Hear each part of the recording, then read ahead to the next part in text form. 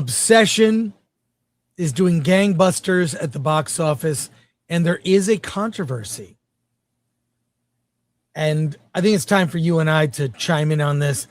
From The Wrap, Obsession art director calls for industry reform after getting paid less than $7,000 as film nears 175 million. Alan, you've got the details. I don't have notes for this. You know what? You don't need them. Yeah. Sally Choi is the art director of Obsession. Signed on to this movie and was paid $300 a day. The movie was made in Los Angeles. That's it's 6 day week. What is that? $1,800. Worked about a month. Okay, she made like $6-7 grand. That's not bad. That's not bad. A lot of people don't know when you work on film productions, especially low budget. You might work on a movie and you're getting paid well for a month. That's not a bad take home. $6-7 grand for a month's work. But then you might not work for 6 months.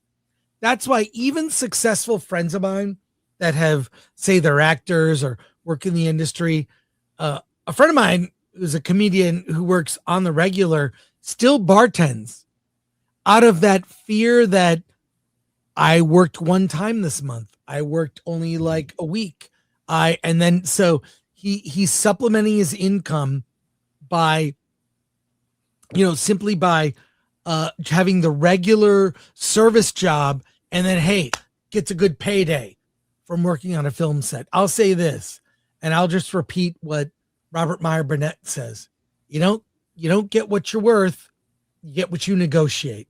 Mm-hmm. It's not show friends. It's show business. I'm quoting a tweet from Robert Meyer Burnett, friend of the show. And you're not taking the one thing Sally Choi doesn't realize. She's not taking the risk of the people who put up $750,000. A lot of people work on indie movies and get paid almost nothing.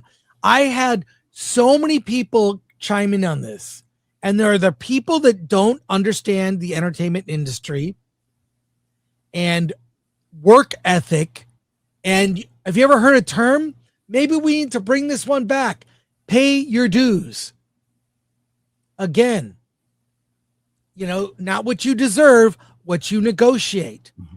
And her being bitter over this, seeing the producers of the movie who put up the money. And by the way, it's made $175 million for A24. It's actually, or was it? No, sorry, not A24. I forget the company. Yeah. That put out. Oh, Studio Canal, wasn't it? Yeah. They bought it for $15 million.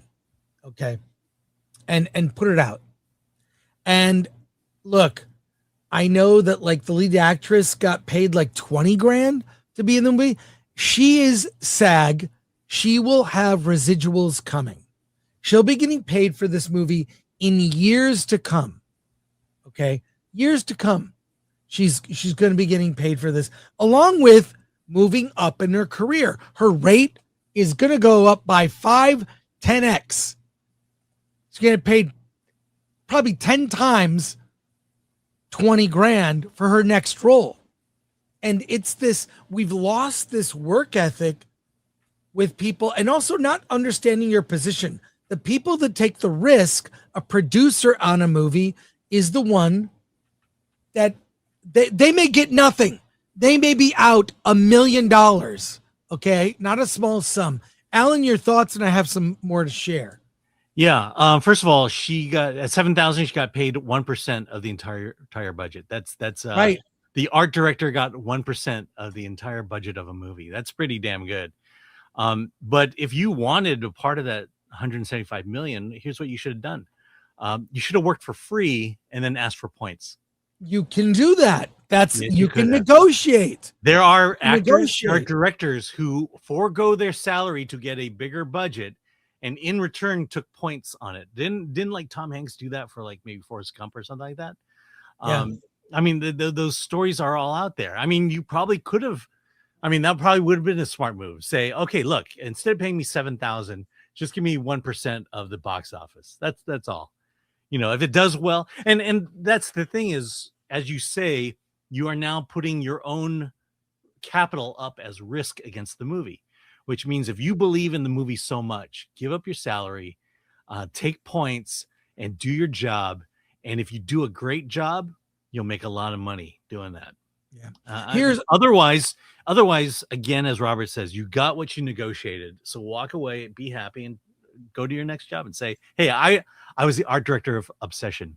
You know how much money the movie that made? Hire me. She could have built her entire career, Sally Choi, on doing this. Now, she's probably not going to work in the industry again. Why would you hire this person? And by the way, I've seen a lot of people comment on this online.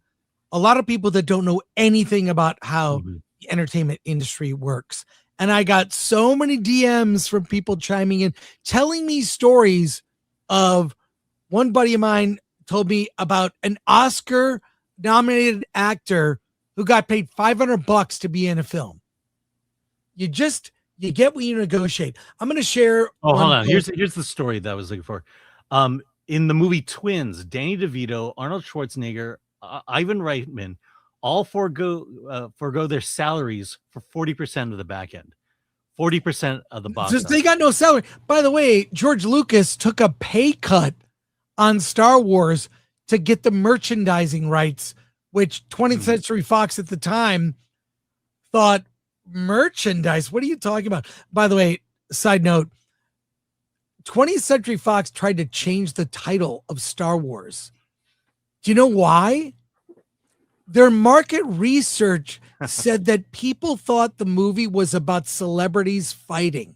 This is how dumb studios can be. Anyways, let me share one thing here. I could share countless posts from people.